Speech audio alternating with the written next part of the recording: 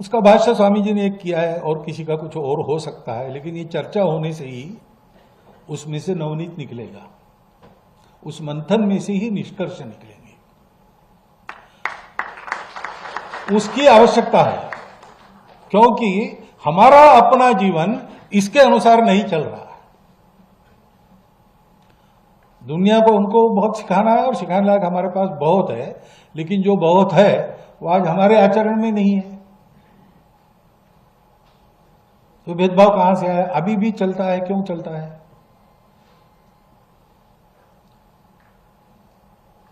हमारे स्पष्ट उल्लेख है, अहिंसा ही हमारा स्वभाव है, हमारा मूल्य है अहिंसा। लेकिन हमारी अहिंसा लोगों को बदलने के लिए, लोगों को अहिंसक बनाने के लिए है। तो कुछ लोग तो बन जाएंगे हमारा उदाहरण लेकर, लेकिन कुछ लोग नहीं बनेंगे, और इतने बगड़े रहेंगे कुछ भी करो वो नहीं होंगे और उपद्रव करेंगे दुनिया का। तो इसके लिए क्या करना है? आपने बताया मुंबई में मैंने रावण का उल्लेख मैंने इसलिए कहा, मैंने कहा कि भाई हम तो किसी के दुश्मन नहीं है, द्वेष वगैरह हमारा स्वभाव नहीं है। तो रावण का भी जो वध हुआ वो रावण के अकल्याण के लिए नहीं हुआ, कल्याण के लिए हुआ। जब ये सिद्ध हुआ कि शिवभक्त रावण है, वेद ज्ञाता रावण है, उत्तम गवर्नेंस करने वाला रावण है, सब प्रकार का उसके पास अच्छा आदमी बनने के लिए जो जो चाहिए वो सब है, लेकिन उसने जिस शरीर और मन बुद्धि का स्वीकार किया है वो ऐसा है कि वो इस अच्छाई को उसके अंदर आने नहीं देगा, और कुछ भी करो उसमें अच्छाई भर नहीं सकते। अब उसको अच्छा बनना है तो एक ही उपाय है, उस शरीर मन बुद्धि को समाप्त करके वो दूसरे शरीर और मन बुद्धि को लेकर आ जाए।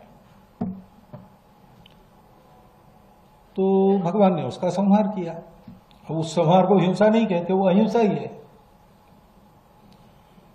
तो अहिंसा हमारा धर्म है। आतताइयों से मारना खाना, गुंडागर्दी वालों को सबक सिखाना, ये भी हमारा धर्म है।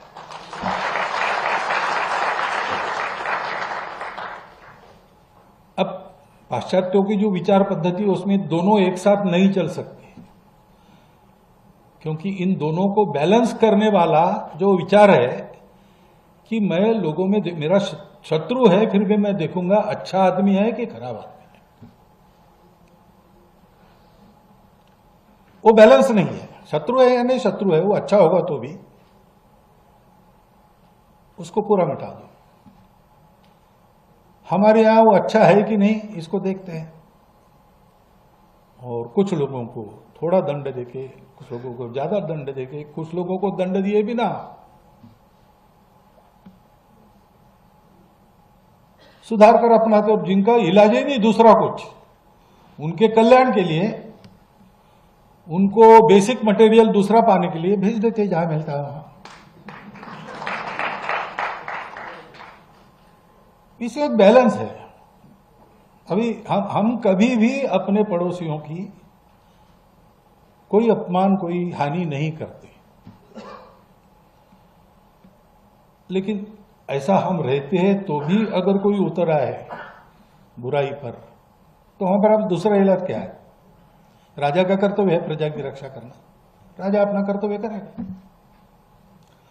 दोनों धर्म है। इसलिए गीता में अहिंसा का ही उपदेश है। अहिंसा का उपदेश इसलिए किया कि अर्जुन लड़े और मारे,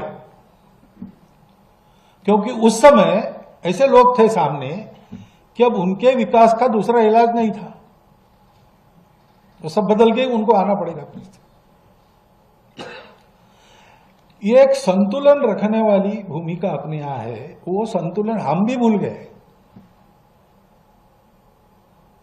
ये संतुलन देने वाला धर्म है, धर्म की दृष्टि है हमारे यहां। जैसा बताया 4 पुरुषार्थ है,